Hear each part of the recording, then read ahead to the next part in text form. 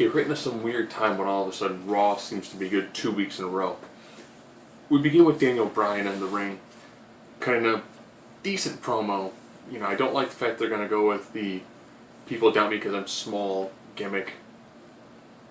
He does have a true underdog feel to him, but having him push it as like he's got a psychological complex doesn't quite seem to work.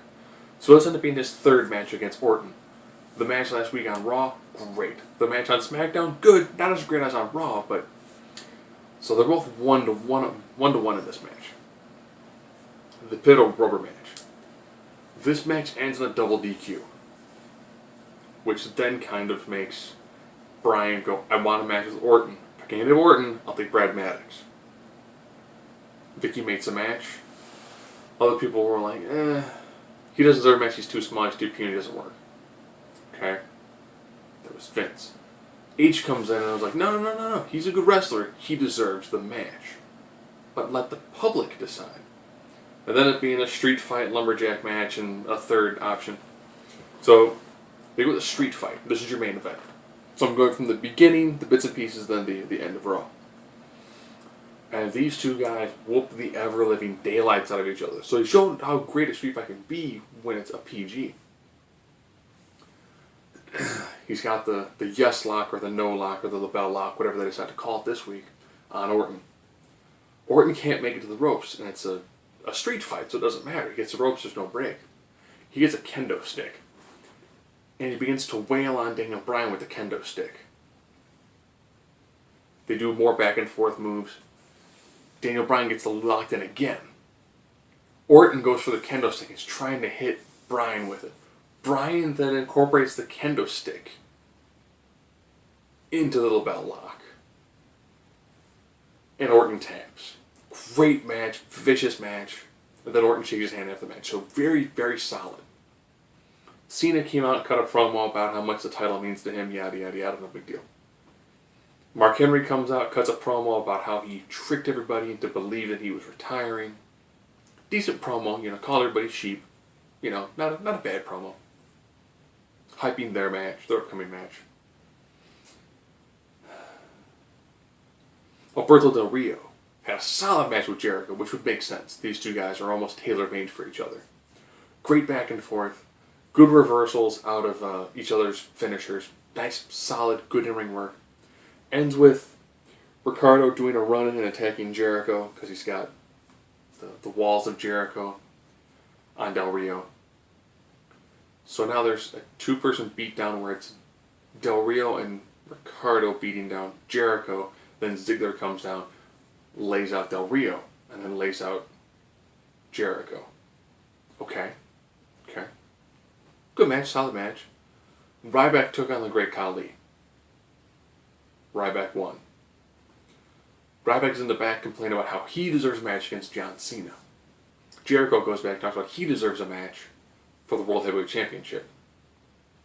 Vicky's like, no, you two are facing each other at Money in the Bank. Okay.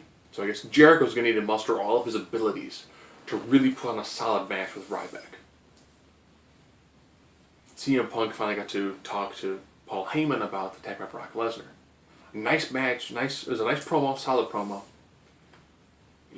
Punk went back to when he was first hired. He was pretty much hired by Paul Heyman. Heyman thought this kid had something. The people up top really didn't like him. He didn't have the look that Vince wanted. He didn't have the style that Triple H and them wanted. But Paul Heyman went to bat for CM Punk. That's how come he's a Paul Heyman guy. But then he asked Paul Heyman if he sent Brock Lesnar. He was like, no, I didn't. I did not send Brock Lesnar. You called Lesnar out when you said that you don't need me. Brock Lesnar needs me. And then it ended with Punk hugging Heyman. So as opposed to being just a direct, those two breaking ties, they're kind of still on equal terms. So it adds a whole different dimension to it. It's no longer just a clean, heel-face sort of relationship.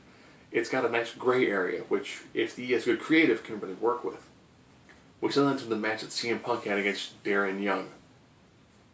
Good match, competitive match. Darren Young acts as a pretty solid workhorse, but he needs to be in the ring with somebody who he can really gel with.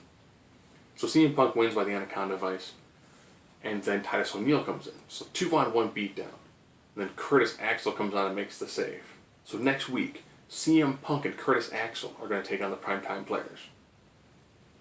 It's actually a pretty decent sounding match. The team of Rhodes Scholars took on Sheamus and Christian. So newly returning Christian and Sheamus took on the Rhodes Scholars. Not a bad match. Sheamus hits a brogue out of nowhere, pins Cody Rhodes. Solid match. Worked well. They did a good job isolating Christian in the ring. So they showed good tag team wrestling. Good to see Christian back in the ring.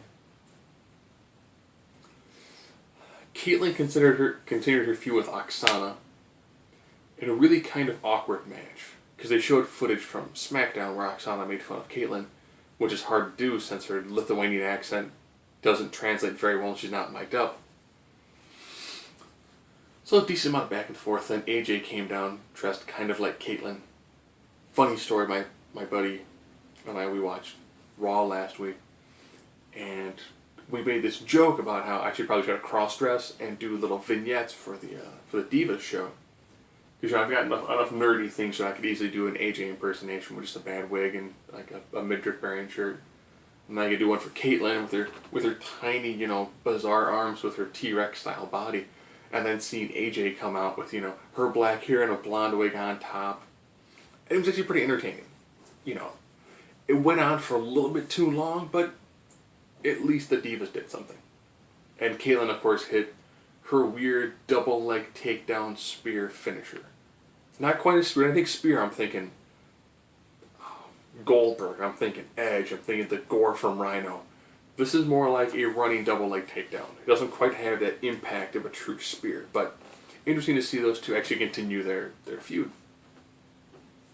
There was a triple threat tag match to decide the number one contenders for the tag titles. 3MB, Tons of Funk, and the Usos. Just giving those names alone, the Usos are going to win. And they get a pinfall on Sweet Tea. I think the Usos and the Shield could really help reinvigorate the tag team division. So that should be a very interesting feud. If I left anything out, I think that's the majority of the matches that they had. All are pretty good matches. I do hate when they do a recap of what happened last week on Raw, and that is a full between commercial segment. I hate that. Nothing I hate more than what you just saw last week. We're going to recap, okay? Come back from a commercial, do a recap, alright? Finish recap, go to commercial. This is why people don't watch Raw live. You can pretty much skip through about an hour and a half of Raw. And it's either recaps, commercials, promos you don't care about. But all in all, not bad. Still a very solid Raw game. Really good in ring work, good promos. And they did mention who is going to be in. This is the WWE Ladder Bank match for Money in the Bank. Punk, Bryan, Orton, Sheamus, Christian, Kane, Rob Van Dam. I might have left out a name, but that is a huge ladder match. That is a tremendously huge ladder match. That is 7 people. You've got Christian, who's your spot monkey. You've got Rob Van Dam, who's your spot monkey. You've got Bryan and Punk, who can also do your spot monkey tricks. You've got your big guy in Kane. You also got a big guy in Sheamus. Kane and Sheamus alone makes for a pretty solid match. Throw these guys in a ladder match with like 6 other people. It's a tremendous match. It's a super stacked card. Just for that one match. Makes me kind of worry what the other one's going to be. Now, someone did send me an email how I don't talk about the Bray Wyatt promos. To be honest, I really don't need to say anything about Bray Wyatt. If you've watched his NXT work, it's borderline brilliant. His new character with a kind of a blend of a Cape Fear sort of vibe to it is tremendous. I don't want to hype him up too much because I want to see what they do with him in the ring. The E has this really bizarre habit of, if you do lots of really great vignette work, you might not go anywhere. Just always kind of say it. Now, if you think I'm probably lying on this, we'll go back through. Karma. Sin Cara. Kazarni. Kevin Thorne. Mordecai, the Highlanders, Crime Time. Crime Time for a while was a very, very hot tag team, but they really didn't accomplish much. So essentially, if you do a tremendous amount of promo work and build up like that, it's difficult. Look at Del Rio. It took Del Rio a long time to really get his feet firmly planted and really go places. So if you get lots of vignettes, there's still a really good chance that you could easily crash and burn.